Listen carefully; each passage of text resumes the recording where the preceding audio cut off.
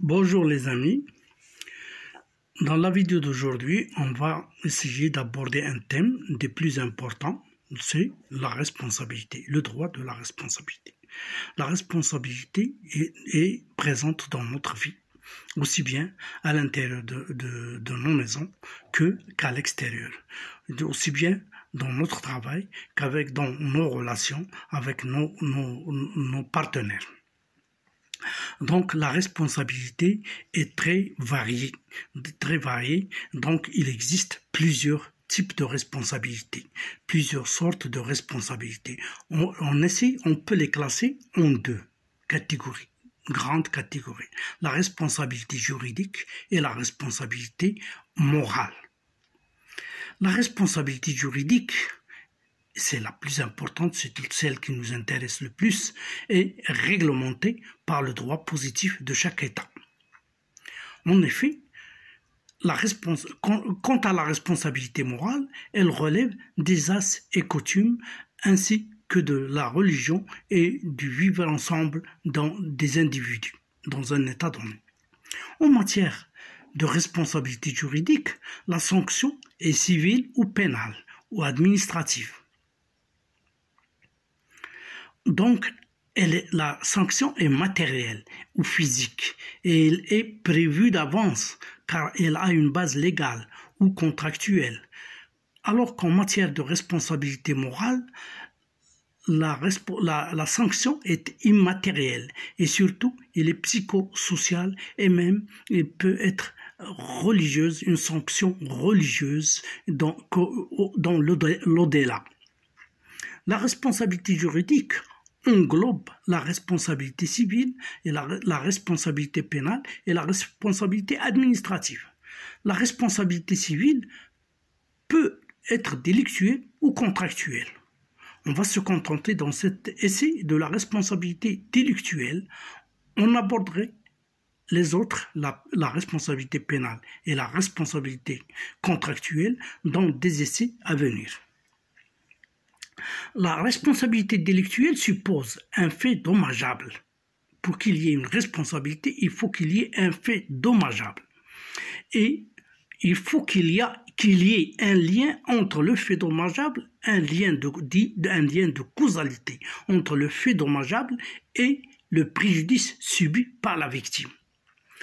Le fait dommageable peut être une conséquence d'un cas fortuit ou d'une négligence, généralement une négligence, une inattention, généralement un fait non intentionnel. Il doit être non intentionnel. Le fait dommageable doit être non intentionnel. S'il est intentionnel, on vire vers la responsabilité, d'autres types de responsabilités. Donc, la victime du fait dommageable a droit à la réparation du préjudice subi. La réparation peut être totale ou partielle.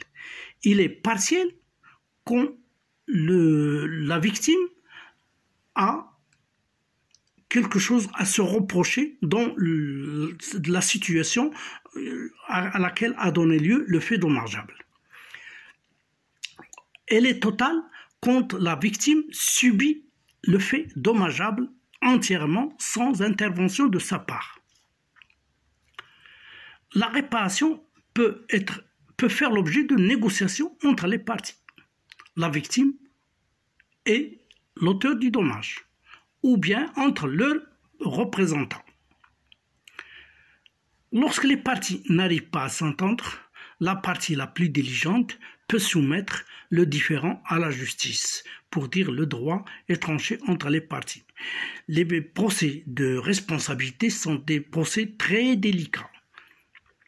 Pour se prémunir contre les risques financiers de la responsabilité et leurs conséquences, il est conseillé de souscrire une police d'assurance pour couvrir les frais résultant de la réparation du dommage causé à autrui, soit de son fait personnel ou celui des personnes qu'on a sous sa responsabilité.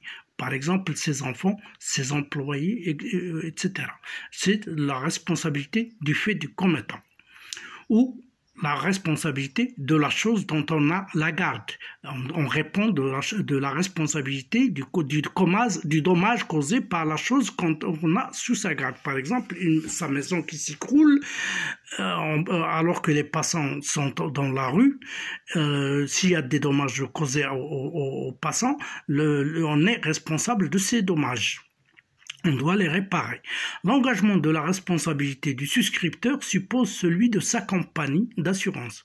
Dans ce cas, c'est la compagnie d'assurance qui sera appelée devant le juge à la place du responsable direct, quand elle est citée. C'est ce qu'on appelle en droit la subrogation des tiers responsables par la compagnie d'assurance qui fait.